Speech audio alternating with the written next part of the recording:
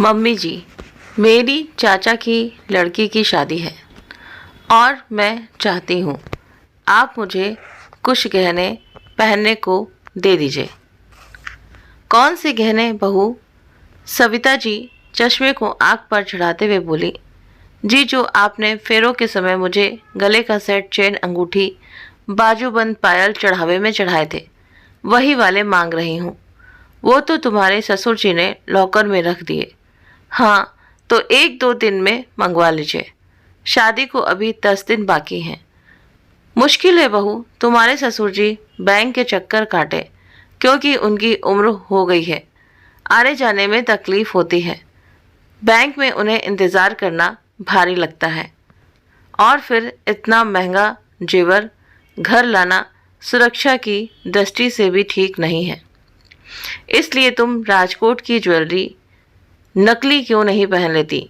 मेरे पास काफ़ी है। तुम चाहो तो कुछ भी चुन लो।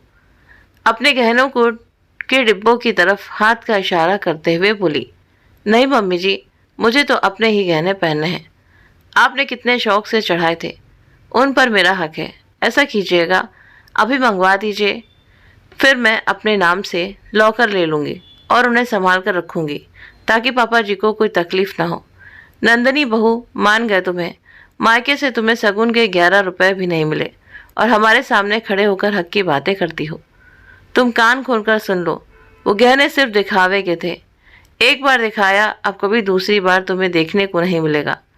पहनना तो बहुत दूर की बात है, इसलिए ख्याली पुलाव बनाना छोड़ दो। वैसे भी वो मेरे गहने थे, पॉलिश करवा कर दिखावे में चढ़ाए थे, जो वापस ले लिए। मैं तुम्हें इशारे में समझाना चाहती थी, मगर तुम हो कि मानती ही नहीं, इसलिए सच्चाई बता रही हूँ। अब जाओ, अपना काम करो, सविता जी ने चिड़चिड़ाते हुए कहा। नंदनी और सौरभ की शादी को अभी 3 महीने हुए हैं। नंदनी अपनी चचेरी बहन की शादी में जाने के लिए गहने मांग रही है, मगर सविता जी का जवाब सुन उसके होश उड़ गए। इतना बड़ा धोखा! ऐसे धोखेबाज लोगों से मेरा सामना होगा, मुझे पता नहीं था। नंदनी कमरे से बाहर जाते हुए सोच रही थी। भाई साहब, एक ही बेटा है हमारा, उसके लिए हमें नंदनी जैसी शिक्षित, आत्मनिर्भर और सुशील लड़की चाहिए थी। आज हमारी तलाश पूरी हुई। हमें दहेज में 1 रुपए भी नहीं चाहिए। किशोरी लाल जी की छोटी सी किराने की दुकान थी। आय का साधन रोज खाने कमाने वाला ही था। जब 3 बेटियों के पिता के पास सौरभ जैसी नौकरी पेशा लड़के का रिश्ता आया, तो उन्होंने अपनी बड़ी बेटी नंदनी का विवाह करने में देर ना लगाई। वैसे भी नौकरी करते करते नंदनी 30 की हो गई थी। बाकी 2 लड़कियों को भी ब्याहना था, तो देर करने का सवाल ही पैदा नहीं होता। इसलिए उन्होंने झट मंगनी और पट ब्याह कर दिया। लेकिन यहाँ का पता चला ना, तो वो घर में मर्जी का खाना बना सकती है और ना कुछ खरीद सकती है, ना अपने हक के लिए आवाज़ उठा सकती है। आखिर तक पढ़ लिख कर नौकरी कर उसने किया क्या, जब उसे एक गूंगी गुड़िया की भांति ही बनकर रहना था। नहीं नहीं, मैं ऐसे नहीं जी सकती। अपने लिए बोलना ही होगा। खैर, 4 दिन बाद घर पर एक आदमी आता है। नंदनी ऑफिस में थी, साथ सत्संग में गई हुई थी। कॉलेज से आई नंदनी टीवी देख रही थी। अपने मनोरंजन में खलल पड़ते ही गुस्से से दरवाज़ा खोलकर देखा तो नंदनी मैडम की ज्वेलरी का बिल है। साथ में उन्होंने ज्वेलरी बॉक्स मांगा था। उस दिन दुकान पर अवेलेबल नहीं था, इसलिए आज देने आया हूँ।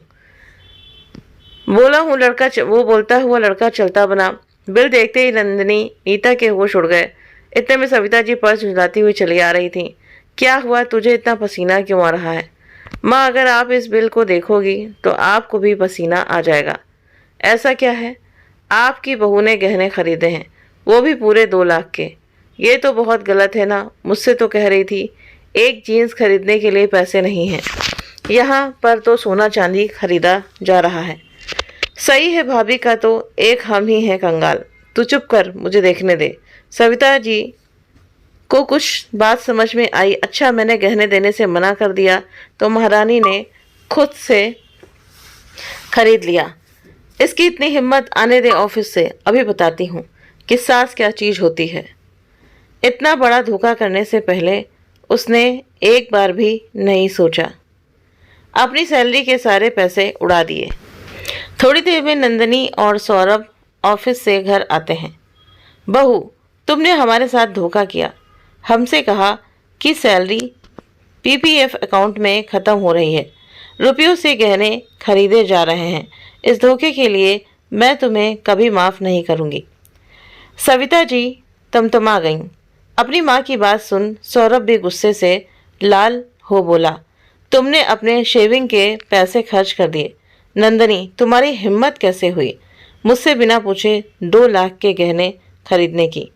मैं तो हमारी सहूलियत के लिए कार की डाउन पेमेंट तुमसे लेने की सोच रहा था और तुमने सारे पैसे 2 कौड़ी की गहनों में लुटा दिए। तुम्हें मुझे धोखा देते हुए शर्म नहीं आई?